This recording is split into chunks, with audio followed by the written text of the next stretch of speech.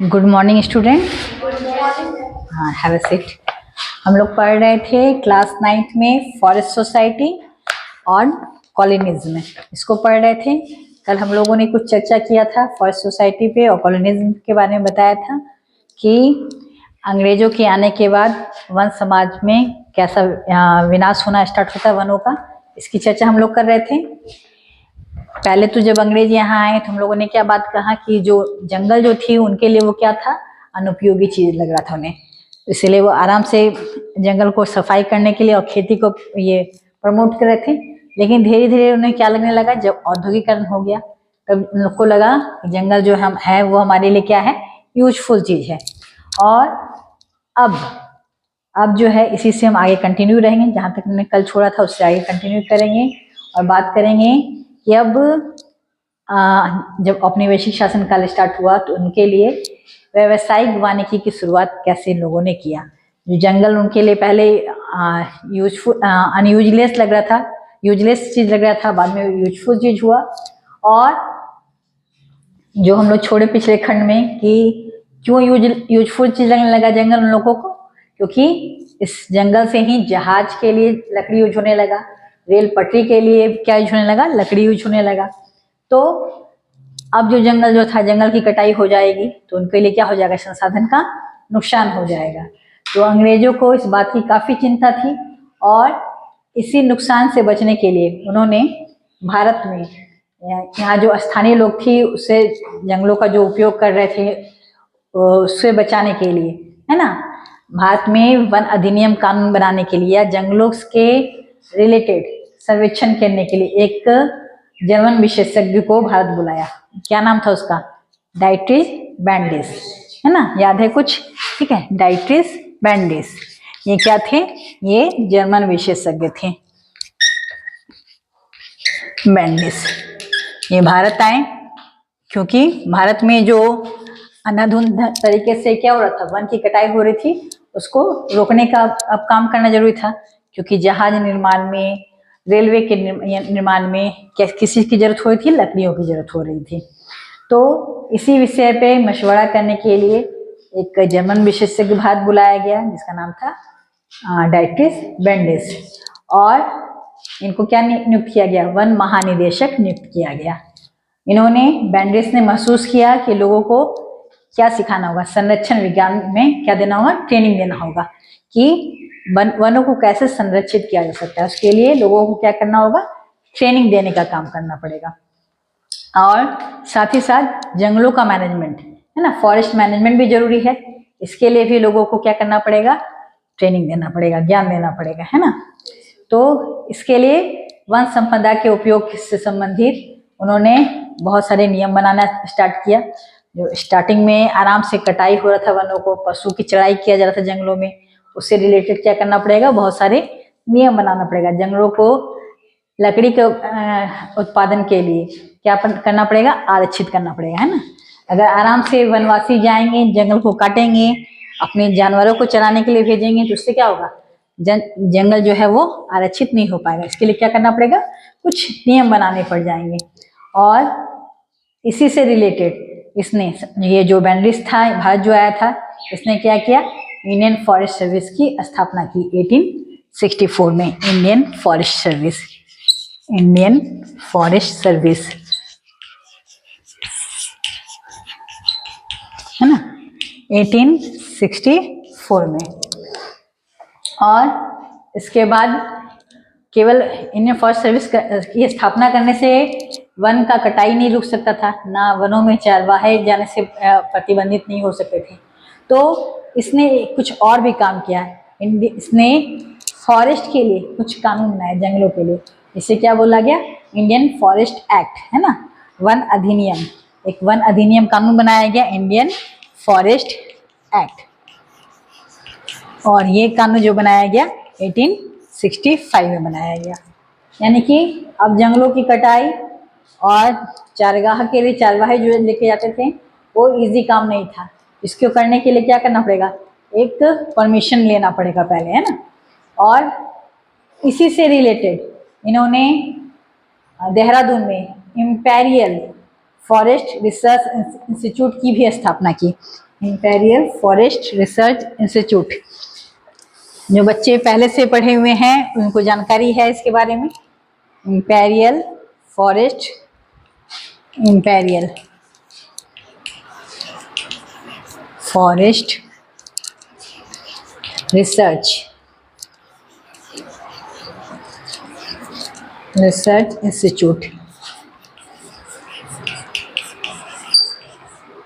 Institute की स्थापना किया गया 1906 में। कहाँ किया गया? देहरादून में।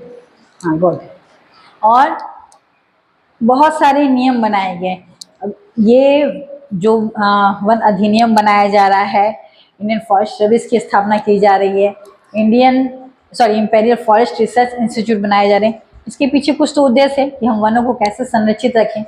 तो इंपीरियल फॉरेस्ट रिसर्च इंस्टीट्यूट जो था वो अब वन कैसे लगाना है ना, इसके लिए एक साइंटिफिक फॉरेस्ट्री क्या हो गया, एक वैज्ञानिक वानिकी के तहत हम पेड़ों को लगाएंगे। ये क्या है? साइंटिफिक फॉरेस्ट्री क्या है?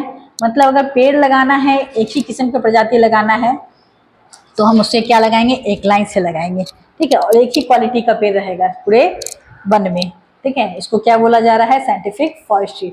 इसके तहत जो जंगल में अवांछित पेड़ हैं जिसकी यूटिलिटी नहीं है, उसे क्या किया जाएगा? पहले तो काट दिया जाएगा और फिर एक ही प्रजाति के पेड़ एक लाइन से, है ना, उसको लगाया जाएगा। ये क्या हो गया हमारा? Scientific forestry. तो ये किसका आइडिया है? इंपीरियल फॉरेस्ट रिसर्च इंस्टीट्यूट का आइडिया। उन्होंने 1906 में जो देहरादून में स्थापित हुआ था उसने ये आइडिया दिया। इससे क्या होगा? जंगल जो है हमारा क्या हो जाएगा? संरक्षित हो जाएगा। लेकिन वैज्ञानिक वानिकी जो था, ये जो इसके नाम पे जो फॉरेस्ट की ये हो रही थी कि हमको एक ही प्रजाति का लगाना है, तो विविध प्रकार का जो प्रजाति था वो क्या हो गया? पेड़ जो हो गया हमारे विलुप्त हो गए इसके इस आइडिया से। प्राकृतिक वनों की क्या हो गया? काट डाला गया, है ना। एक ही पेड़ लगाना है तो बाकी जो यूजलेस है वो प्रजाति को क्या कर दिया गया? काट डाला गया। इससे बहुत ज़्यादा लाभ इस योजना से नहीं हुआ, है ना। 1865 में वन अधिनियम जो लागू किया गया, जो हम लोगों ने पहले बात किया कि 1865 में क्या किया गया? एक फॉरेस्ट एक्ट ना, इंडियन फॉरेस्ट एक्ट लगा दिया गया। और इस फॉरेस्ट एक्ट के तहत क्या किया गया? इस फॉरेस्ट एक्ट को 2 बार संशोधन किया गया। एक बार किया गया 1878 में बनने के बाद 1878 में इस अधिनियम को संशोधन किया गया, और दूसरी बार 1927 में भी संशोधन किया गया। इस अधिनियम के तहत क्या था? इस अधिनियम के तहत पूरे जंगल को 3 कैटेगरीज में डिवाइड कर दिया गया। आरक्षित, है ना, संरक्षित, और तीसरा हमारा ग्रामीण। गुड, वेरी गुड, है ना। तीसरा हमारा हो गया ग्रामीण हो गया। आरक्षित जो वन था उसमें जो भारतीय ग्रामवासी थे वो खेती या फिर जंगल में अपने जानवरों को नहीं ले जा सकते थे, ठीक है, वो अंग्रेजों के लिए क्या हो गए? आरक्षित हो गए। संरक्षित थोड़ा बचा, और जो ग्रामीण था उसी इलाकों में क्या था? घर बनाने के लिए, ईंधन के लिए, केवल सुरक्षित के लिए जो ये थे एरिया थे, और ग्रामीण एरिया थे, इसका यूटिलिटी भारतीयों के लिए, भारत में रहने वाले ग्रामवासियों के लिए छोड़ दिया गया। अब हम बात करते हैं कि लोगों के जीवन में इससे क्या प्रभाव पड़ा, है ना। इस तरह का जो अधिनियम बनाया गया उससे लोगों के जीवन में क्या प्रभाव पड़ा। जहाँ तक ग्रामीण अपना अलग ज़रूरत की चीज़ों के लिए क्या करते थे, जैसे ईंधन, चारों के लिए, पत्तों की पूर्ति के लिए ये क्या करते थे? वन के विभिन्न प्रजातियों का क्या करते थे? खोजते थे, है ना, वन में ढूंढते थे, और घरेलू उपयोग के लिए वन जितनी वन की चीज़ों की जरूरत थी उसका यूटिलाइज करते थे। लेकिन जब ये नियम बना दिया गया, इंडियन फॉरेस्ट एक्ट लगा दिया गया, इंडियन फॉरेस्ट एक्ट लगा दिया गया, तो अब क्या क्या आ गया कि एक वानिकी, वैज्ञानिक वानिकी, इसका भी यूज किया गया फॉरेस्ट्री, है ना, कि क्या हम वनों को कैसे करेंगे? डेवलप करेंगे, एक ही किस्म के पेड़ लगाएंगे। जो अनयूजलेस ये हमारा है पेड़ है उसको क्या करेंगे? कटाई कर देंगे। तो अंग्रेजों को कैसा पेड़ चाहिए था? जो सख्त हो, लकड़ी दे सके, है ना।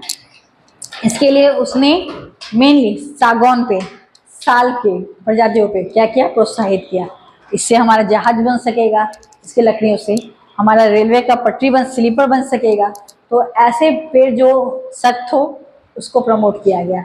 सागौन, साल, इस तरह की प्रजातियों को काफ़ी प्रमोट किया गया। और दूसरी किस्म के जो पेड़ थे उसको क्या कर दिया गया, काट डाला गया, है ना। वन इलाकों में लोग क्या करते थे, जो ग्रामीण थे वन इलाकों से कंदमूल को तलाशते थे, वन उत्पादन का कंदमूल खाते थे, है ना। उसके अलावा मानसून के दिन में जहाँ जमा हुआ अनाज रहता था उसका भी यूज करते थे। दवा के रूप में भी हमारा जंगल का यूटिलिटी होता था, उपयोग होता था। बेहतरीन बाड़े बनाए जाते थे बांस से, टोकरी बनाए जाते थे। जंगल की चीज़ों से बहुत कुछ ग्रामीणों को फायदा होता था। पत्तों से क्या बनता था खाने के लिए, डिस्पोजल प्लेट, खाओ फेंको, है ना, खाओ और फेंको किस्म का डिस्पोजल प्लेट बनता था। सियादी के लताओं से क्या बनती थी, रस्सी बनाई जाती थी, रस्सी जिसे बांधते हैं। हमारा जो सेमल का पेड़ होता है, रुई कॉटन का, उसके छिलका से क्या होता था, उसका जो ये छिलका होता था सब्जी को छीलने में काम किया जाता था। तो महुआ का जो पेड़ है हमारा है, उससे उसके तेल से खाना बनाने में, रोशनी के लिए तेल निकाला जाता था, इसका भी उपयोग होता था। लेकिन जब ये वन अधिनियम लगा दिया गया तो वन अधिनियम के चलते देश भर के गांव में क्या हो गया, मुश्किल बढ़ गई। इस कानून के तहत अब क्या हो गया, घर के लिए लकड़ी काटना, पशुओं को चराना, कंदमूल इकट्ठा करना आदि रोजगार की गतिविधियां क्या हो गई, अब गैर कानूनी हो गई। आराम से जाओ जंगल में पेड़ काट के ले आओ, जानवरों को ले जाके जंगल में चारवाही के लिए काम में कर दो, अब ऐसा करना क्या हो गया, गैर कानूनी हो गया। तो लकड़ी चुनने के अलावा कोई अब उनके पास चारा नहीं बचा। और अगर कोई चल भी जाते थे, है ना, कोई चल भी गए तो वहाँ जो सिपाही होता था, वनपाल होता था, उसे क्या देना पड़ता था, पकड़े जाने पे घूस देना पड़ता था। ठीक है, मतलब तुम जो सामान जो अपना इकट्ठा कर रहे हो मुफ्त में खाने का उनका इंतजाम हो जाता था। पुलिसों को जंगल के चौकीदारी के लिए रखा जाता था, जो बदले में घूस लेके यानी उससे अनाज पानी लेके उसे जाने का अनुमति देते थे। तो ये तो था नियम। वन अधिनियम बनने से क्या प्रभाव पड़ता है, वनों के नियम से अब खेती में क्या प्रभावित होता है। वन जब अधिनियम बनाया गया उसके बाद हम लोग क्या देख रहे हैं कि खेती जो हमारा डेली का चीज है उस पर क्या इम्पैक्ट प्रभाव पड़ता है। यूरोपीय उपनिवेशवाद का सबसे गहरा प्रभाव जो था वो किस पे पड़ता है, झूम खेती पे, है ना। जब यहाँ उपनिवेशीकरण नहीं हुआ था, अंग्रेज नहीं आए थे, तो मेनली जो हमारा एशियन कंट्री है यहाँ के किसान जो थे क्या करते थे, झूम खेती या घुमंतु खेती, नोमैडिक। आज हम यहाँ कुशीरा में अपना ये कर रहे हैं, खेती कर रहे हैं, कहीं दूसरे जगह हम मूव कर जाएंगे। 2 साल खेती करने के बाद क्या करेंगे, फिर उस एरिया को परती छोड़ देंगे और कहीं और जगह चल जाएंगे, है ना। इसे इस तरह की खेती प्रणाली को क्या बोल रहे हैं, घुमंतु खेती या झूम खेती कह रहे हैं। ये केवल एशिया में नहीं, अफ्रीका में, दक्षिण अमेरिका में भी अनेक भागों में इस तरह की खेती हुआ करती थी और इसे अलग अलग नाम से जाना जाता था, है ना। तुम्हारे हिंदुस्तान में इसे घुमंतु खेती, इसके के लिए धनिया, पेंदा, बेवर, नेवर, झूम, घोंदू, खंदार, तुम्हारी ऐसे नाम दिए जाते थे। ठीक है, घुमंतु खेती में क्या बोल रहे हैं कि 1 या 2 साल के लिए एक जगह पे स्थानांतरित करेंगे, फिर उस जगह को क्या कर देंगे, परती छोड़ देंगे और फिर 10-12 साल के लिए अलग जगह चल जाएंगे। फिर 10-12 साल के बाद जब लौटेंगे तो क्या करेंगे, उस जंगल फिर से हो जाएगा, उसको सफाई करेंगे, आग लगाएंगे, उसके बाद क्या करेंगे, उसका जो राख है उस पर फिर अनाज बोएंगे। ठीक है, अक्टूबर नवंबर में फिर से फसल काटेंगे। तो ये इस तरह का खेती करने का तरीका। लेकिन जब औपनिवेशीकरण हुआ, अंग्रेज जब यहाँ आए, तो सबसे बड़ा प्रभाव जो पड़ता है ये घुमंतु कृषि पे ही पड़ता है, घुमंतु या झूम खेती पे ही पड़ता है। इससे क्या हो रहा था, अंग्रेजों को क्या नुकसान हुआ था, हम एक जगह से दूसरे जगह जाते थे, फिर उस दूसरे जगह जंगल को क्या करते थे, साफ करते थे, है ना। दूसरे जगह जाने पे जंगल को साफ किए और फिर वहाँ पे खेती स्टार्ट किए, तो उनका जो लकड़ी था, जो उन्हें लकड़ी की आवश्यकता थी, उसका क्या हो रहा था, नुकसान हो रहा था। या फिर जब खेती करने के लिए जंगल को जलाते थे तो जो अवशिष्ट पदार्थ है वो तो जलते ही थे, साथ साथ कभी कभी उपयोगी पेड़ पौधा भी क्या हो जाता था, जल जाता था।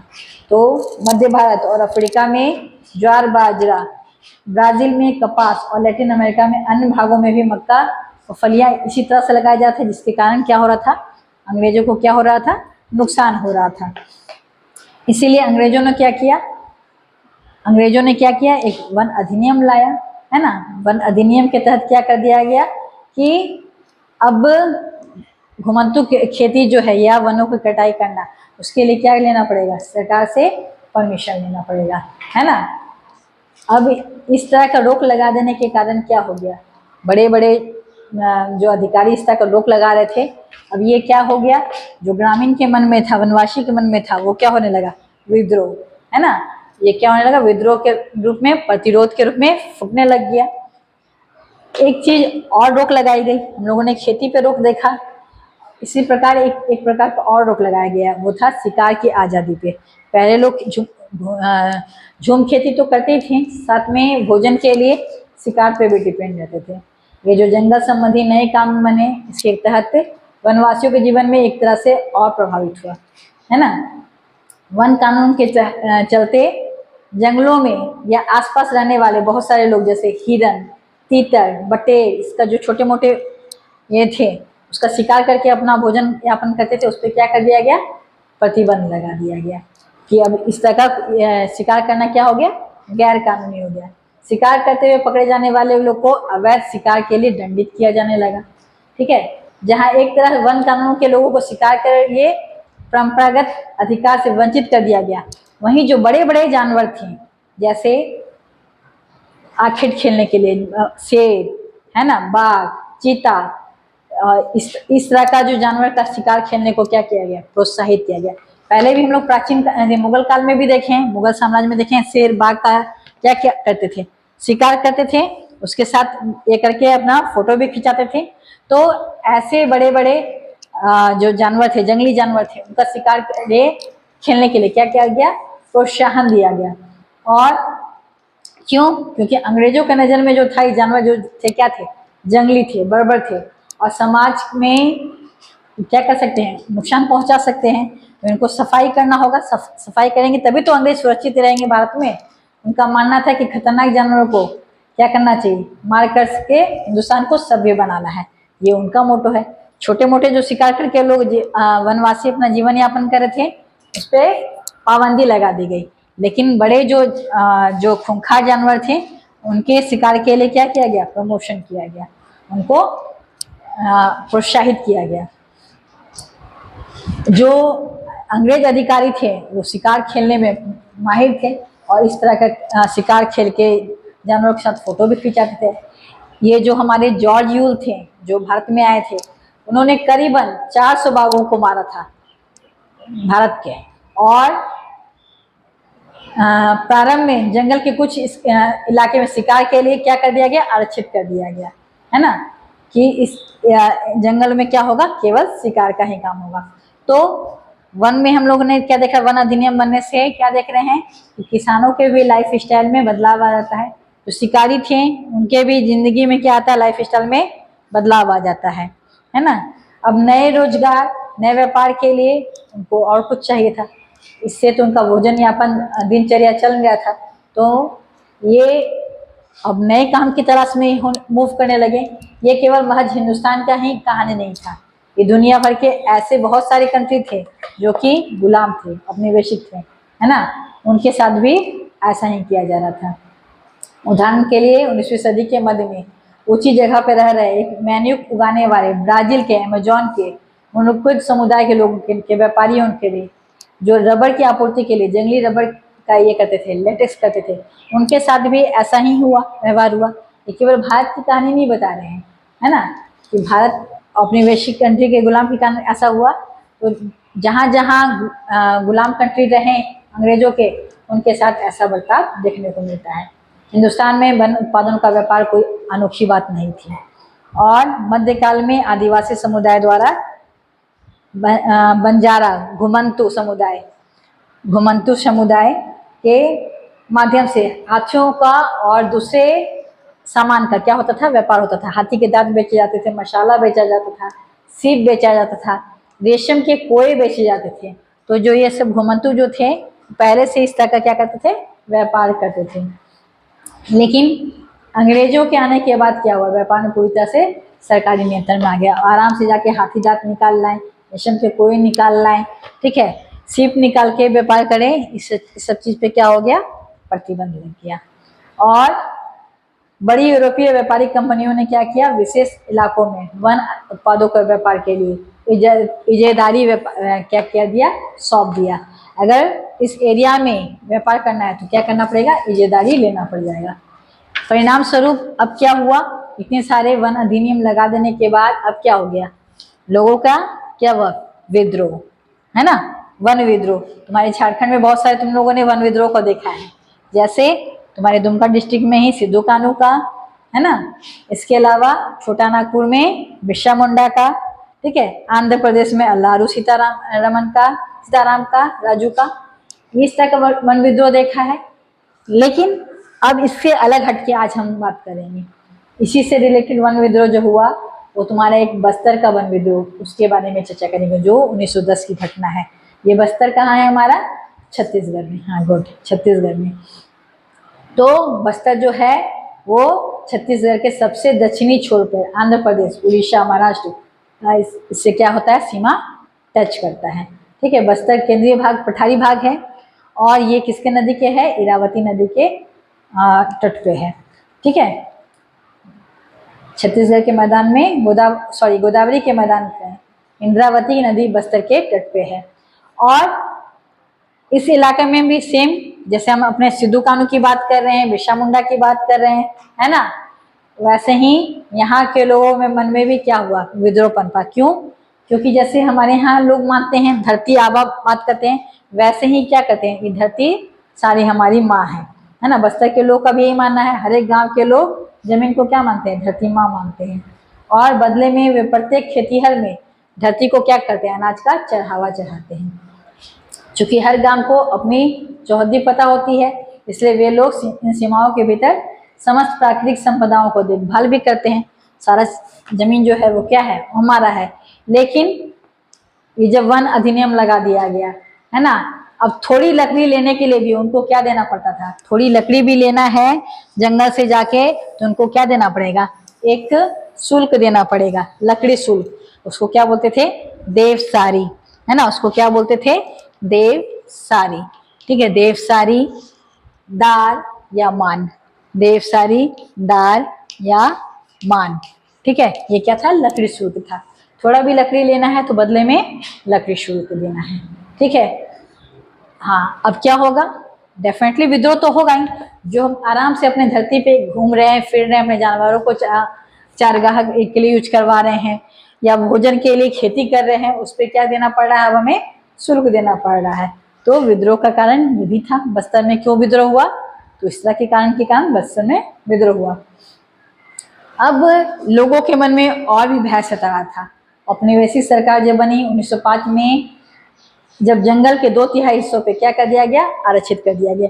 पूरे जंगल को जो 2/3 लैंड है उसको क्या कर दिया गया, 1905 में आरक्षित कर दिया गया। आरक्षित वन का यूज कौन करेगा, अंग्रेज सरकार, है ना। आरक्षित वन का कौन यूज करेगा, अंग्रेज सरकार करेंगे। यानी घुमंतु खेती को क्या कर दिया गया, रोक लगा दिया गया। शिकार के लिए भी वन उत्पादों को संग्रह क्या कर दिया गया, पाबंदी लगा दी गई, है ना। तो पहले से बता रहे हैं कि शिकार केवल कहाँ किया जाएगा, किसका शिकार किया जाएगा, जो हमारे हिंसक जानवर होंगे, है ना, उनका क्या किया जाएगा। क्योंकि भारत को क्या बनाना है, उन्हें सभ्य बनाना है, उनका टारगेट ये है। इसी समय जब अंग्रेजों ने इतना सारे वन अधिनियम बनाए, उसी समय 1899 में, 1899 से 1900 में अकाल पड़ा। और दूसरी बार 1907 में, 1907 से 8, है ना, में दूसरी बार क्या पड़ा, अकाल पड़ा। अकाल पड़ने के कारण क्या हो गया, अब लोगों को भोजन के लिए मुहताज हो गए। और अंग्रेजों का इतना सारा अधिनियम था। घुमंतु खेती को क्यों नहीं पसंद करे थे अंग्रेज, क्योंकि जब किसान कभी यहाँ खेती करेंगे, कभी दूसरी जगह खेती करेंगे, तो किसान जो हैं उनके लिस्ट में नहीं रहेंगे, उनको बदले में क्या नहीं देंगे, लगान, है ना। किसान की खेती के बदले में वो क्या लेते थे, लगान लेते थे। तो आज यहाँ मूव कर रहे हैं, खेती कर रहे हैं, कल दूसरी जगह कर रहे हैं, तो उनकी जो सूची लिस्ट है उसमें उनका नाम तो फिर रहेगा नहीं, उन्हें लगान मिलेगा नहीं। इसलिए इस तरह की खेती को वो क्या करते थे, पसंद नहीं करते थे। और इसी समय क्या हुआ, 2 बार क्या हो गया, अकाल भी पड़ गया, सूखा पड़ गया। सूखा पड़ने के बाद अब जो वहाँ बस्तर की जनता थी खुद भी ये हो रही थी, है ना, परेशान थी।